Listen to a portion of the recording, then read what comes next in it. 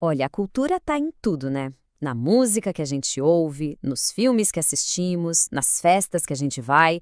Mas muitas vezes, sem nem perceber, a gente acaba misturando os tipos de cultura que existem. E aí, vamos pensar um pouquinho nisso. À primeira vista, parece que são coisas de universos totalmente diferentes, não é mesmo? Mas pode acreditar, existe um fio que conecta todas elas. Pois é, aí que tá o ponto central. Essa confusão é super comum porque, na nossa rotina, essas fronteiras são quase invisíveis. Mas entender a diferença entre elas é a chave para a gente conseguir analisar melhor o mundo à nossa volta e até o que a gente consome. Para a gente organizar as ideias, nosso papo vai seguir essa trilha aqui.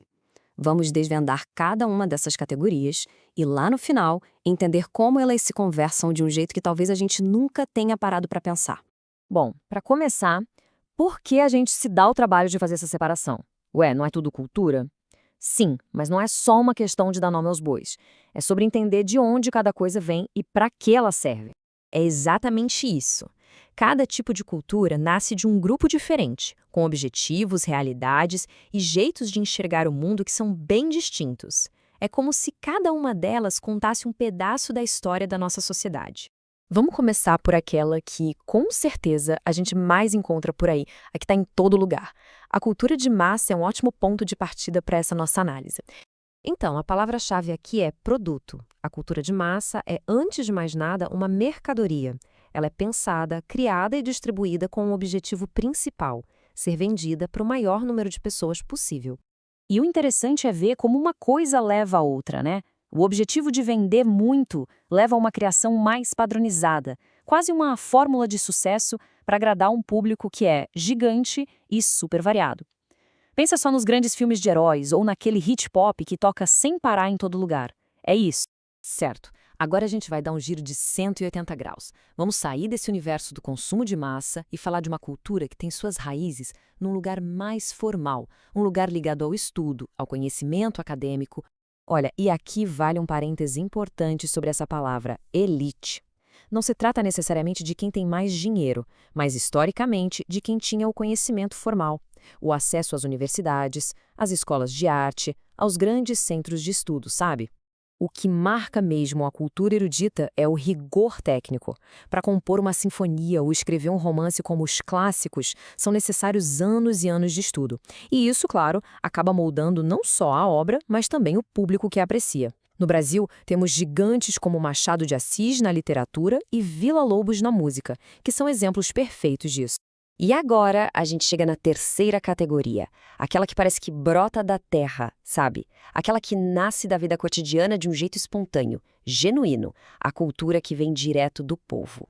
A grande virada de chave aqui é a intenção por trás de tudo. A cultura popular não nasce com o objetivo de ser vendida. Ela nasce para expressar um sentimento, uma tradição, uma identidade. É literalmente a alma de uma comunidade se manifestando. E é aqui que a gente vê a beleza da coisa. Ela é transmitida no convívio, de pai para filho, na roda de amigos, o samba que nasce no fundo de quintal, a capoeira que mistura luta e dança, a alegria da festa junina, a explosão do carnaval. Tudo isso é a mais pura expressão da nossa gente. Ok, a gente viu as três categorias separadinhas, né? Em suas caixas. Mas agora vem a parte mais legal.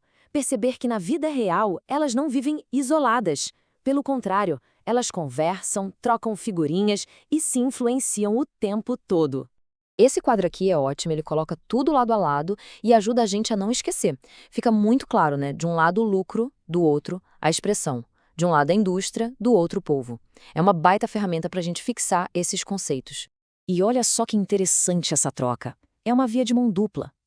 Quantos compositores eruditos não foram buscar inspiração nas melodias do folclore para criar suas sinfonias?